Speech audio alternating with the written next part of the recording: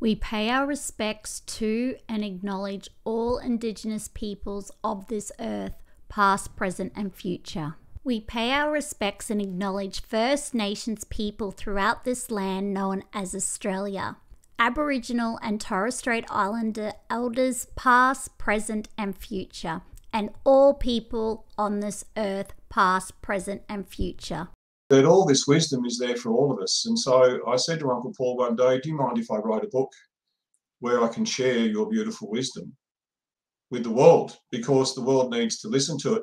And it's not to replace all the other wisdom I've been given in terms of Hinduism and Buddhism and other beautiful books. It's there to sit beside, because all of those books have beautiful universal wisdom for us. When I first wrote the book, which was at the start of COVID, and I was actually laid up in a lounge with deep vein thrombosis at a point where a doctor told me, you could drop dead at any second, we need to get you to hospital immediately.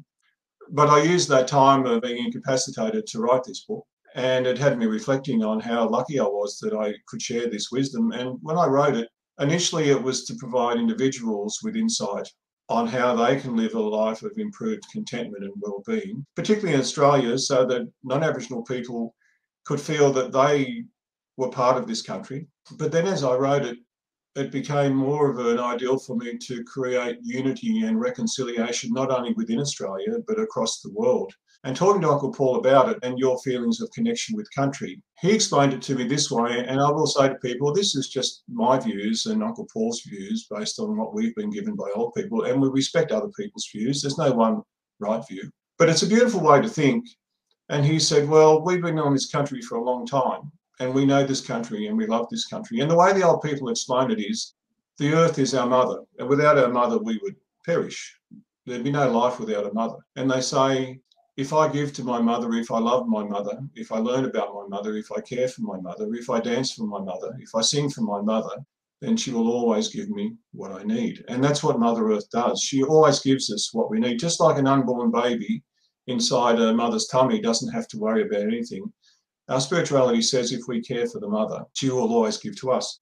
And out of that comes the concept of the dreaming path and the law. And they're the same thing. The law is the Western world, and our Aboriginal word for that is in eastern New South Wales and mid New South Wales is the Nyurumpa.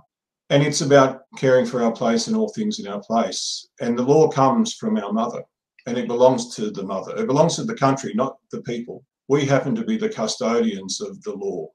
We share the knowledge, but the knowledge belongs to the country. Now, why that is such a beautiful thing, that it means that people that are living on this country can be part of this country too, and they can share in this law, and we are happy to share that. I provide a broader framework of understanding so people can explore at a local level with local elders. So I'm not trying to take over from local elders. It's me providing, hopefully, the inspiration for people to go and search locally for elders and listen to their stories and find out about their country. And when they do, they'll find out there are common values across this country, such as I care for my place and all things in my place, such as I must always love, respect, be humble and always share.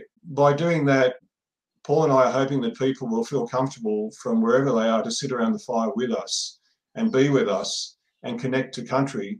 Because when you look at Australia, Aboriginal people are seen as socio-economically disadvantaged, and the data says that.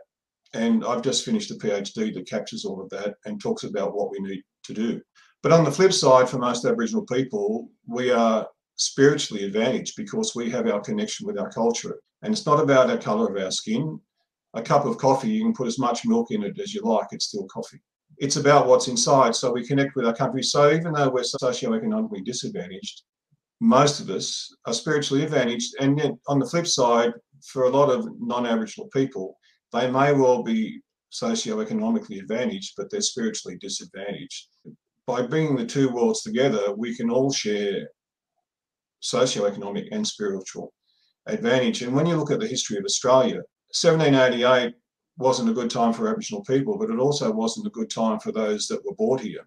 A lot of those people were enslaved, and they were surrounded by trauma that passed on as well. And so a lot of Australia is founded on trauma, black and white. And also we have thankfully, a lot of people coming into this country from other places in the world now. And it's just wonderful. And I find that they make particularly good audiences in terms of listening to culture because they are actively interested. But also they bring a lot of trauma for where they've come because they've come hoping for a better place. So this is a wonderful opportunity through the understanding that culture provides through the Dreaming Path book that we've written and other books, and also sitting down with elders.